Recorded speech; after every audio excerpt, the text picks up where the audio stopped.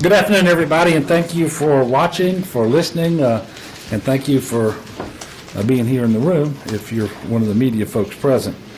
Yesterday, we obviously gave you a lot more information than normal, so today's prepared remarks are relatively brief, and then we'll get to your questions. So getting right into the latest numbers that we received today, we are reporting 218 new cases. That brings us to a total of 27,286. And so obviously that is a good number to report on a Tuesday, because there have been some times when Tuesdays were really high. The other good number is that that's on a total of 4,119 new tests. So the percentage of tests that were positive was 5.3%, which too is encouraging. Unfortunately, however, we do have 61 new deaths to report today. And, you know, you've been hearing me report similar numbers for a long time now. And I don't want anybody to think that these are really numbers. These are obviously people. And this is very tragic. Obviously, I and the rest of the state are very much looking forward to the day when the number of deaths is zero. And it's also true that as we reported, I think it was last week, the number of deaths is higher than we would expect it to be, given the number of cases that we have and the rate of transmission that we really think is going on. And we're continuing to look at that and trying to figure out why that is. Currently, we have 1,666 patients hospitalized, with 244 of those on ventilators. And the grand total of tests that have been completed is a little over 151,000. Interestingly, today we went back to number 5 in the nation in per capita cases. So, because we had slid down to 6 yesterday, I think we just traded spots with Rhode Island today. Speaking of testing, I will tell you that the best news that we had yesterday in the White House's coronavirus task force telephone conference with the nation's governors was the commitment that the federal government made through Admiral Giroir. And if I haven't told you all this, he is a Louisiana native, by the way, and that the task force will support our efforts here in Louisiana starting in the month of May to reach 200,000 tests per month. That's a significant ramp up from where we are right now. We just told you we've done a little over 151,000 tests, and that dates all the way back to early March. So to get to 200,000 tests in 1 month is going to be significant. And it's also critically important because we need to have this testing in place so that we can monitor what's going on out across the state of Louisiana in every community, and it will inform our contact tracing and so forth. So incredibly important that we do that in terms of getting to 200,000 tests per month. We also have new information on the Department of Health dashboard. Right now, it breaks down information by gender and sex. Today, it's reporting, for example, that 57% of the COVID-19 deaths in Louisiana have been among men. Obviously, there's 43% among women. And interestingly, each has 50% of the cases. So you can see this and other important information by visiting ldh.la.gov.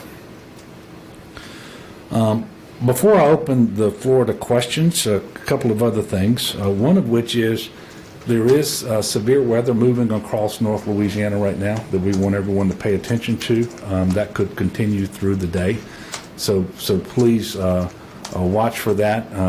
It's enhanced risk of severe weather, thunderstorms, some flash flooding, hail, potentially tornadoes, and that's, I know we've had to make that announcement a number of times over the last several weeks, and it's seems to be hitting North Louisiana at a regular clip. But I'm asking people to pay attention to that and certainly keep their cell phone handy, because you will get your last and best warning about a tornado on that cell phone. We've also had many generous donations throughout the course of our efforts to respond to COVID-19, and it's helped to make that response more successful than it otherwise would have been. And I want to thank all of those individuals. You know, at the state level, we've been working with LSU, LBEQ, GOSEP, and prison enterprises to produce enough hand sanitizer to fill approximately 48,000 16-ounce bottles. And all of the raw materials were donated. ExxonMobil, for example, here in Baton Rouge, donated 4,600 gallons of isopropyl alcohol. In addition, they've been manufacturing their own medical-grade sanitizer for our state and for other states who need them. Procter & Gamble in Alexandria has donated 60 gallons of glycerol, and Solvay Industries in Baton Rouge has donated 100 gallons of peroxide. Additionally, we've received more than 2 million cotton masks from Hanes, which have been distributed to parishes based on population. Some of those masks were kept by GOSEP in case we have to do congregate sheltering in the hurricane season or for any other natural disaster. So it's very helpful with those masks. I think you were supporting one of those today, weren't you? Okay. You'll no doubt see and have seen parishes giving these masks out to the public. Each parish will have the ability to decide for itself how to distribute its masks. And obviously, if you have the ability to make your own masks for you and your family, I hope that you will do that and leave those masks at the parish level for those who don't have that ability. The 10 Cent Foundation has donated nearly 400,000 KN95 masks to GOSEP for distribution to the 504 Health Net in New Orleans and to the Biomedical Research Foundation of Northwest Louisiana. You know, I've said many times that prayer and faith are really important to me, and I know to the vast majority of people in Louisiana. And many churches and places of worship have had to come up with creative ways to reach their parishioners as a result of this public health emergency, and many of them have done so. And I'm grateful for all of their hard work to do that and the work that they're doing to help us fight against this disease. And I want to let you know that the Times-Picayune and the New Orleans Advocate and the Advocate, in partnership with Raising Cane's, has created an online directory of religious services called the Faith in the Community Initiative. You will be able to find information on how to stream virtual services, and you can get that information by going to NOLA.com/faith in the community. NOLA.com/faith in the community. And that's also where churches would go in order to register on that directory, and if they want individuals to be able to find where they can find their services. And finally, there are a lot of people who are disappointed, and I'm one of them, that the Zurich Classic will not take place in New Orleans this year. It did not take place. However, even though the event's canceled, they're leaving the tournament funds in place so that the roughly $2 million charitable impact of that tournament will still happen. Critically important for the state of Louisiana and the New Orleans area, and very generous of the Zurich folks, and so wanted to call them out on that and just let them know how much we appreciate that. It's very generous. You know, from the very beginning of this crisis, I've talked about how every person in Louisiana has a role to play. And we have a responsibility to stay home, to social distance, to wear masks in order to protect ourselves, our families, and our neighbors. Some have the very critical role, obviously, being on the front lines as healthcare workers. And they have been doing that in tremendous fashion all across the state of Louisiana. And I, on behalf of the entire state, want to again thank them for their heroic work. My commitment, obviously, as the governor, is to do everything that I can to protect the people of Louisiana in this public health emergency. We're going to continue to do that as best we can, guided by science and data, and working with stakeholders across the spectrum. So with that, we're going to get to a couple of questions from the public. I think I'll take the first one, and I'm going to ask Dr. BU to take the second one. We've received a lot of questions recently about masks, which are critical to protecting each other as we continue to work to flatten the curve and slow the spread of COVID-19. And fortunately or unfortunately, I think masks are going to be with us for a long time, and part of the new normal until such time as there's a vaccine and so forth. Kristen asked, at what age should children start wearing masks, and should daycare workers caring for infants and young children wear masks? Masks are recommended for every person over the age of 2, unless that individual has breathing challenges that make it where they just shouldn't wear a mask. And masks or face coverings should be worn indoors and outdoors by everyone anytime that they're going to be near others who are not members of their immediate household. This does include daycare settings, and it applies to the workers and to the children who are over 2 years old. And I'm going to ask Dr. BU to come up and respond to a question from Susan, and then we'll take your questions.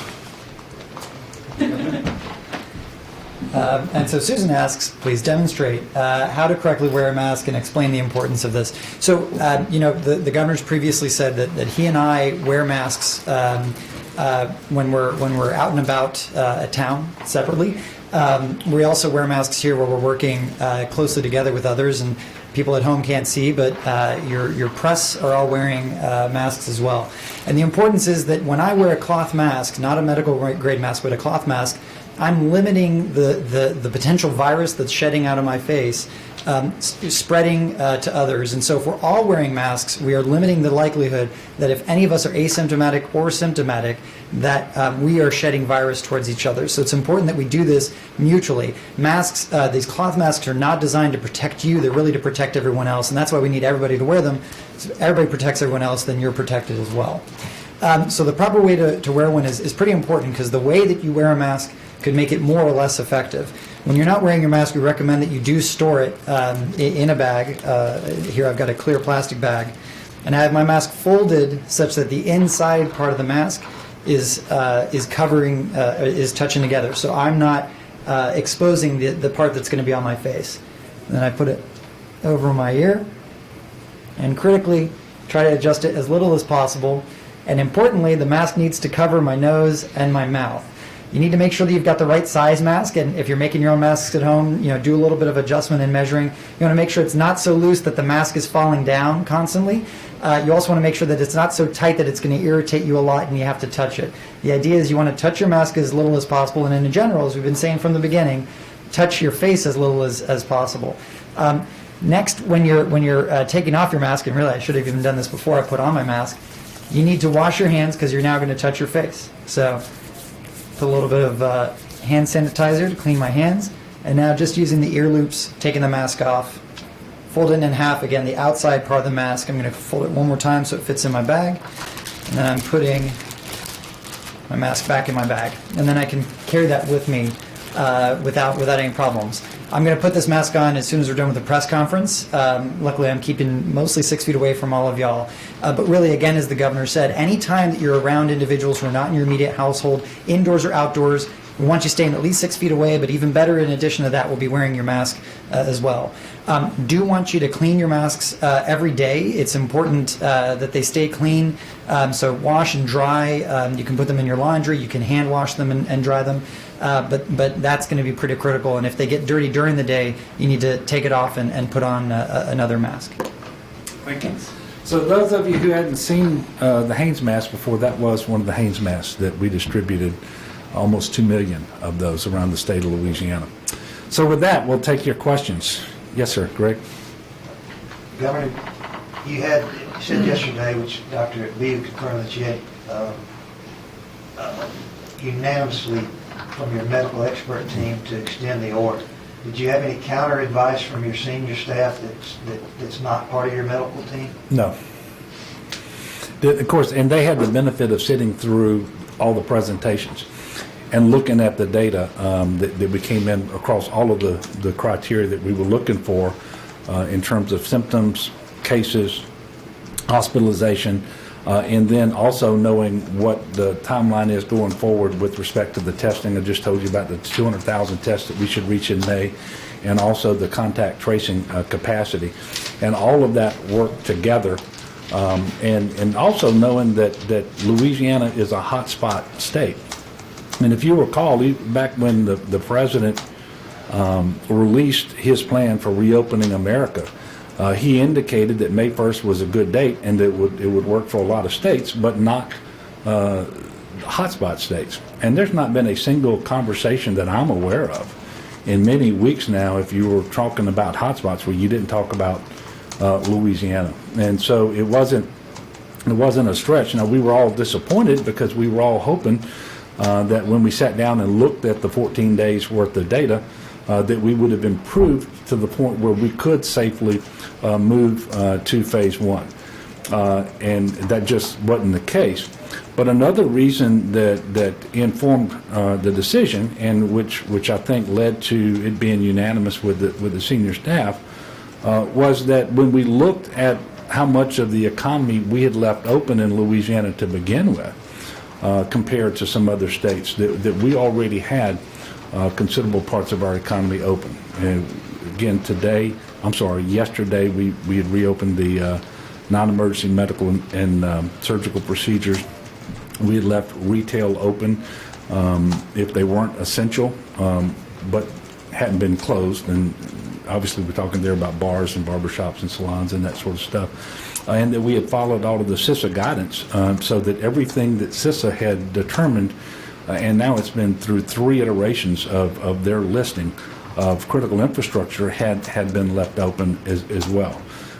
So for all of those reasons, we felt the right thing to do was to continue the stay-at-home order for 2 more weeks, make sure we didn't have a hotspot pop up until we knew we had the ability to test it, and so forth. And then these 2 weeks just made sense from that perspective.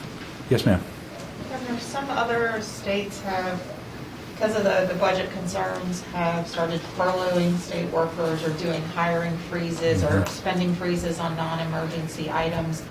Is that something you're considering for Louisiana statewide, or is it something that even individual agencies are sort of doing? Well, we are going to consider whatever becomes necessary for us to do things that are fiscally prudent.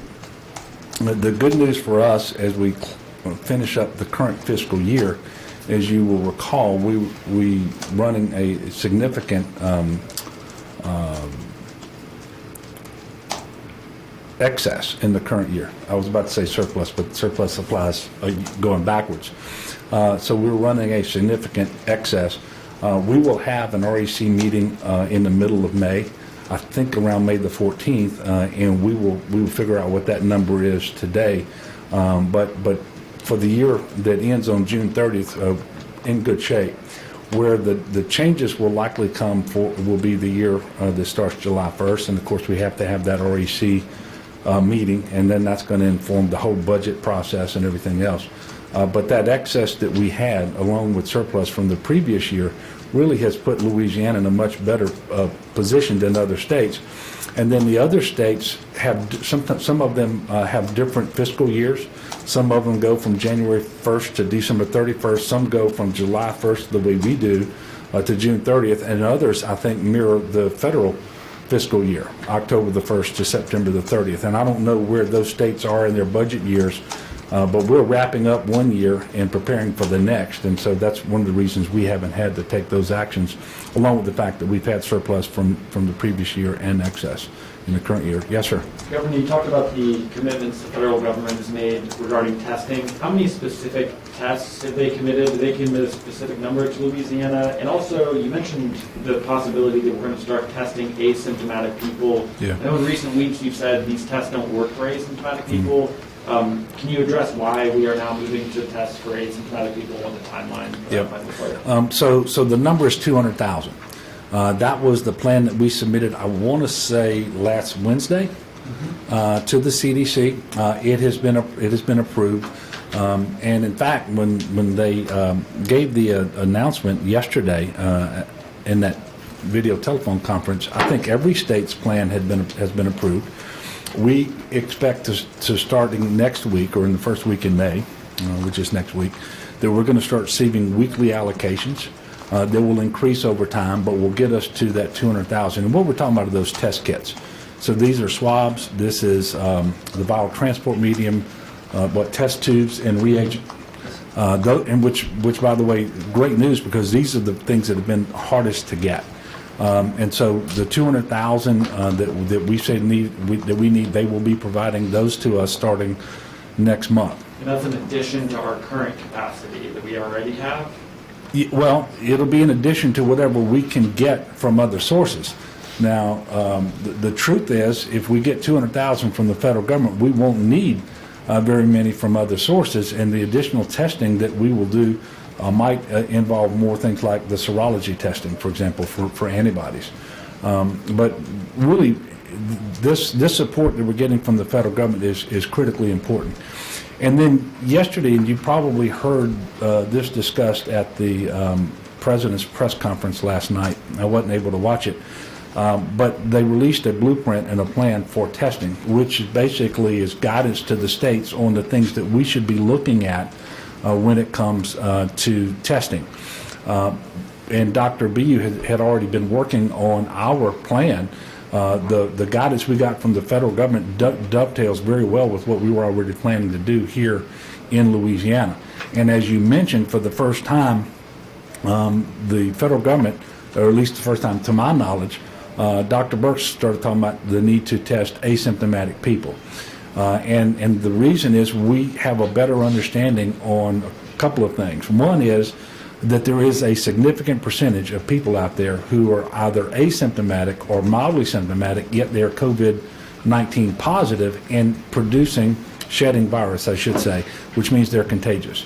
And so as we seek to keep a lid on this and to keep the case number as low as possible, then transitioning to testing these individuals, especially when you have the additional capacity to do it, is going to be critically important.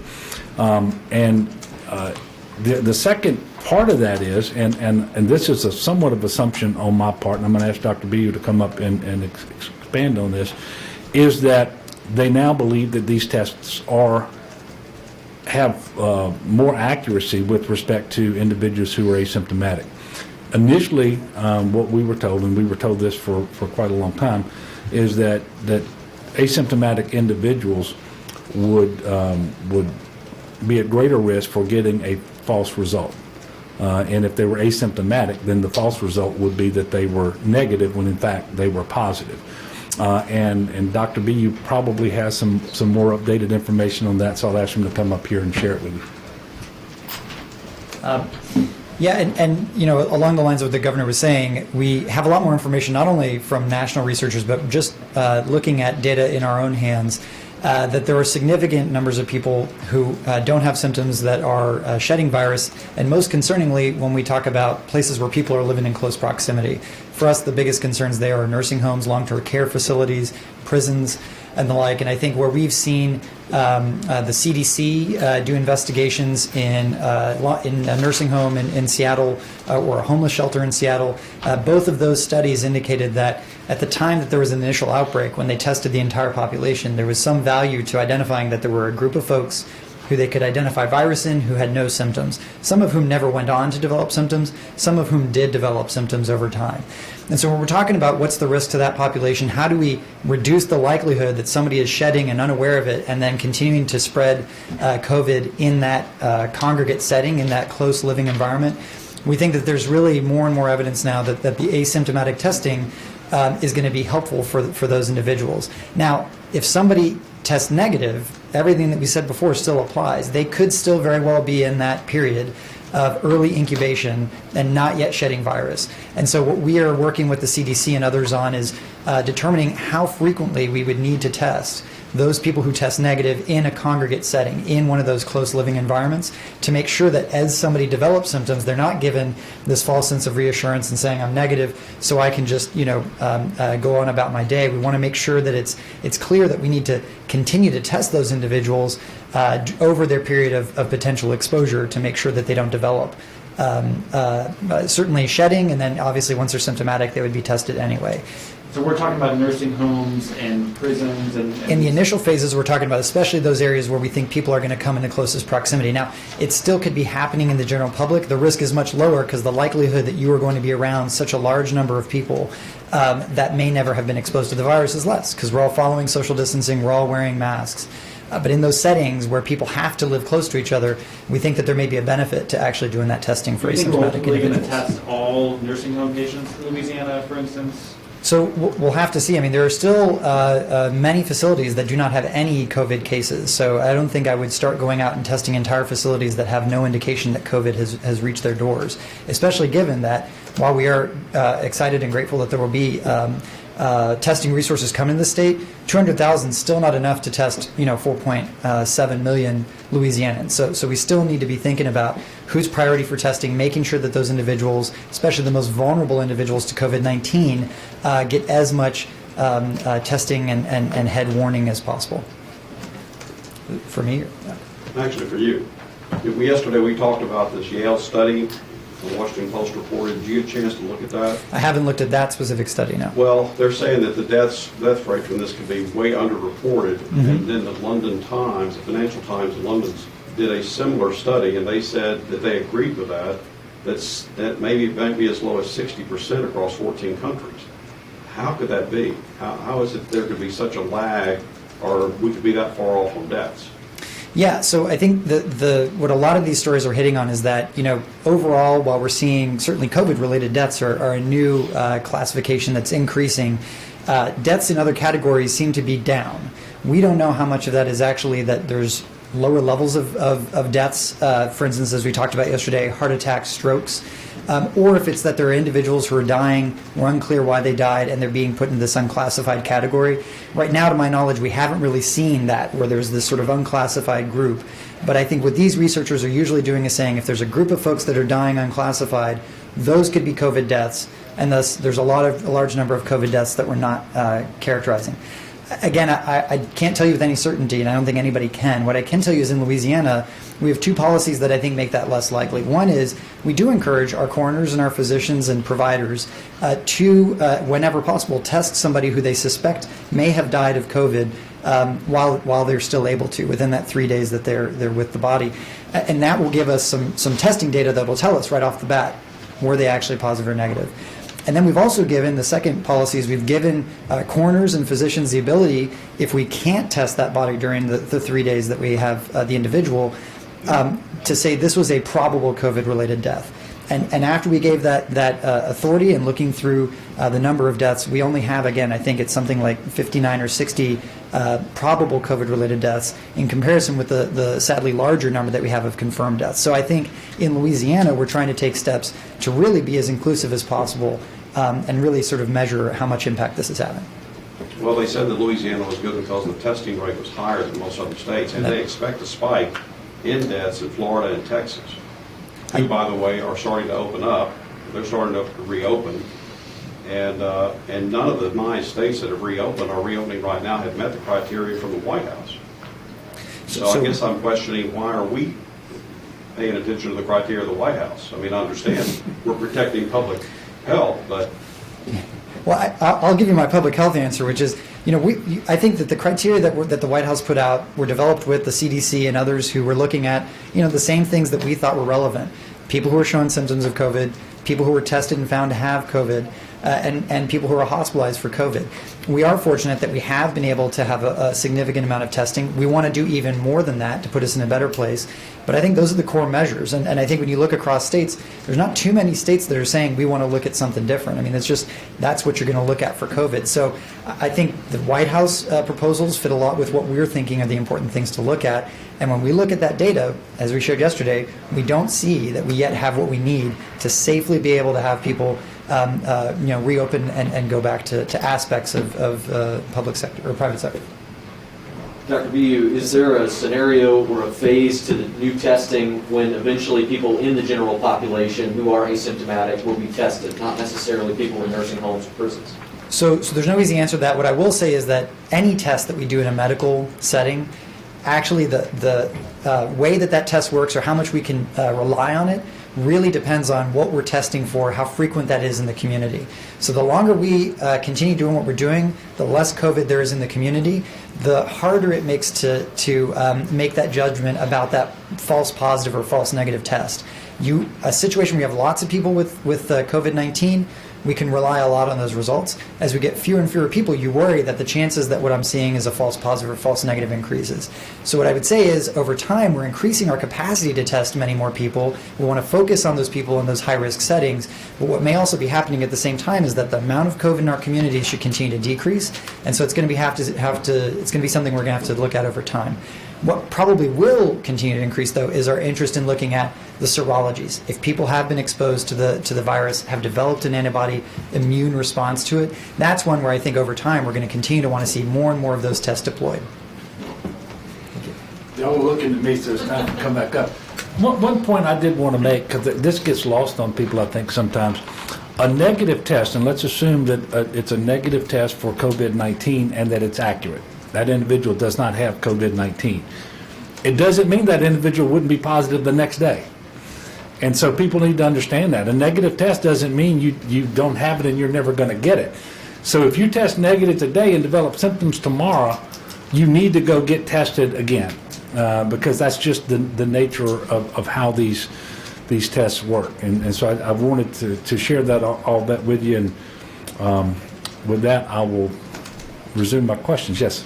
Governor, as the legislature prepares to resume its work, maybe as early as Monday, the Senate President told me this afternoon that he didn't feel he'd been forthcoming with him and with the Speaker of information. He said he's very disappointed in the level of communication, and that he understands that you might have called mayors and other people before you called he and the Speaker. Maybe he said 10 minutes before. I don't know. Obviously, I wasn't on the call. So is that something that surprises you? Or Well, it surprises me and disappoints me, because last week I met here in person with both the Speaker and the President, talked about the White House guidelines that we would be following in order to figure out whether we transition this week to phase one or not. I told them exactly what that process would look like, and that I couldn't make any commitments at that time, but that I would follow the science, look at the data, and either we satisfy the criteria or we don't. And then had a conversation with him yesterday before coming in to here. And so I don't, I think it's unfortunate that he said that, and I'll be happy to talk to him and to the Speaker some more about that. But there wasn't anything that I, as far as I'm concerned, that should have been a surprise or caught him unaware. Because we made a decision based on 14 days. You have to wait until it's time to make the decision to look at the 14 days. It wasn't a decision that I made last week when we had met, obviously. But on that point, it seems as though legislators are questioning why, if you made the decision Sunday night and just wanted to get confirmation that the White House didn't change its guidelines Monday, why you didn't start notifying the leadership Sunday night when it seemed like things were shifting in the wrong direction for reopening. Well, we had met with, I had conference calls last week with all any legislator who wanted to participate. We had 2 calls. I had a separate meeting with the Speaker and the President and explained to them the criteria that we would be using, when we would make a decision and when we would be announcing it. In advance of announcing the decision, I got back on the phone with the Speaker and the President. If that's not enough communication for them, then I'll call them and figure out how we do that differently going forward. Yes, sir. Governor, in an interview earlier, Mayor Cantrell said in regards to 2021 Mardi Gras, I know it's several months away, that it's something we have to think about. That's something that obviously is so far down the road. The landscape's going to change a lot between now and then. Is that something that just has to be decided at a later time? Yeah, I think, first of all, I didn't hear the question. I didn't hear her response. I'm just hearing what you're saying. Obviously, Mardi Gras 2021 is far enough out that we don't know enough today to hazard a guess as to what the circumstances are going to be at that point in time. I've declined to answer questions about what this fall is going to look like, so I'm certainly not going to go to next January and February and presume to know. But there will be plenty of time to take those questions up once we know more, and when it would be, I think, a better time to address those questions. Yes, sir. Governor, on the order that's going into effect, I guess, Friday, with the restaurants and allowing them to have the outdoor dining, for those customers, are the inside bathrooms available to them? Is there any, I've had questions about this. And then what did you think of another New Orleans Mayor, LaToya Cantrell? She's saying she's not going to allow that. What's your reaction to that? Well, first of all, it is always within a local mayor's prerogative to be more restrictive if he or she chooses to be. And so she may have particular concerns that I'm not aware of, or it may just be the urban nature of New Orleans and how, and she has particular concerns about how that might look and function and so forth with outdoor seating and so forth. With respect to the restrooms, I will have to get with my team and talk about it. That's not something that we had a discussion of. And obviously we're encouraging people to wash their hands as frequently as possible. So we may need to go back and revisit it. What we were trying to do was to create just one more option, and that is for individuals who are going to a restaurant to pick up a meal and leave, that if there is an outdoor table where they can sit at and consume that meal, they can do so before they leave, just to try to make it a little more convenient for people, and do so in a setting that Dr. BU and other healthcare professionals believe is much, much safer. Outdoors, the risk, especially if you are a safe distance away from the closest people and you're not having people wait on you.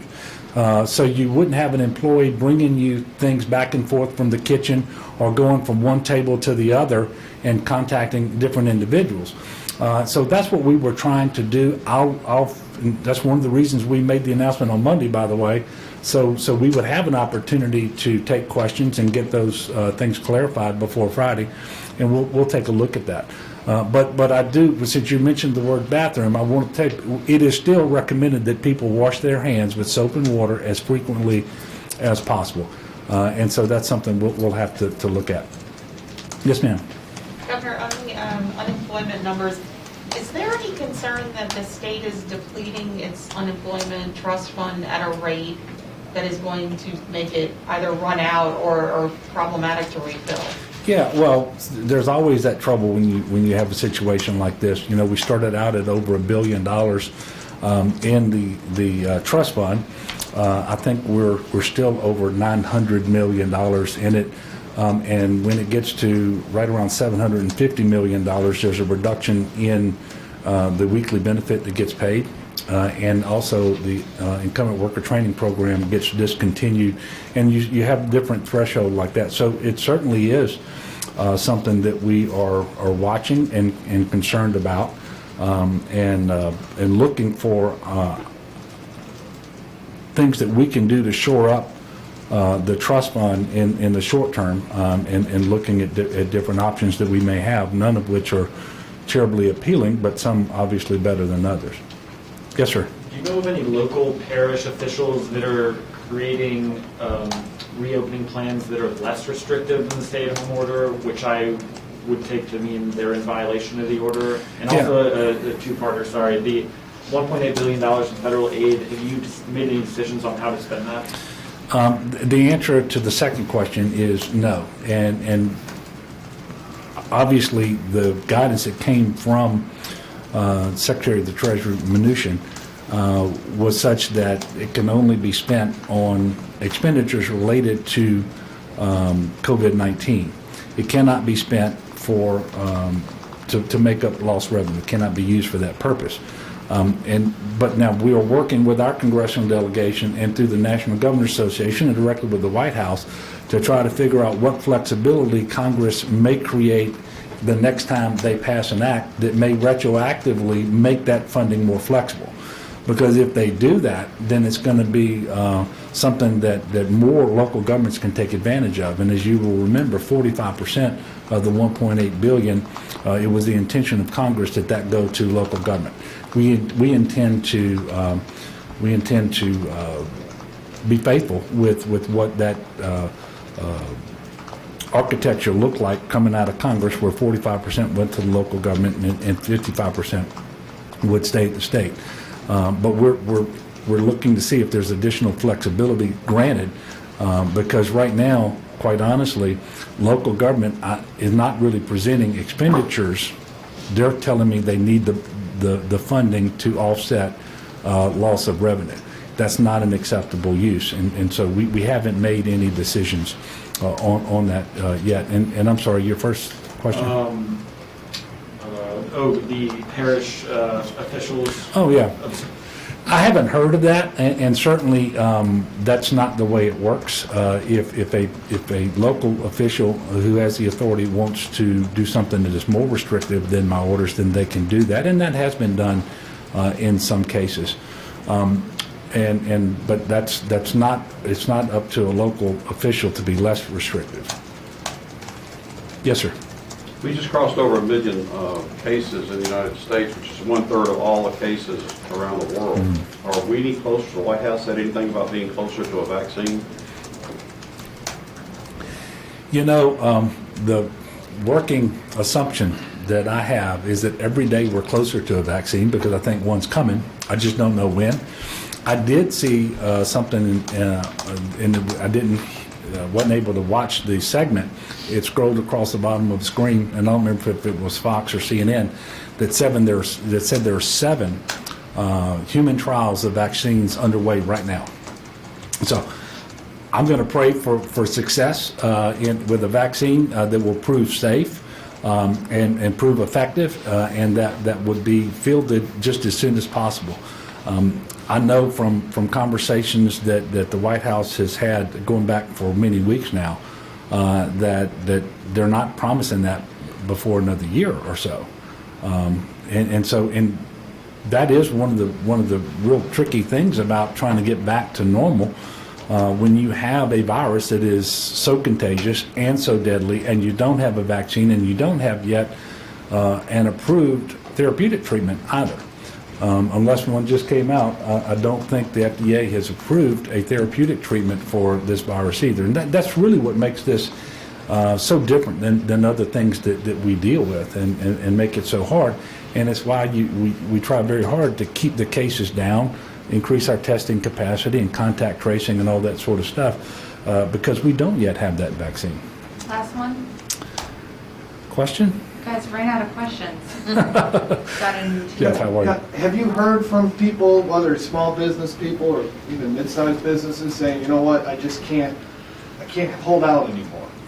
And even if, I've filed for PPP, but the future just looks so bleak that I just can't hang. I know it's no point in getting my business up and going again. Have you heard from them?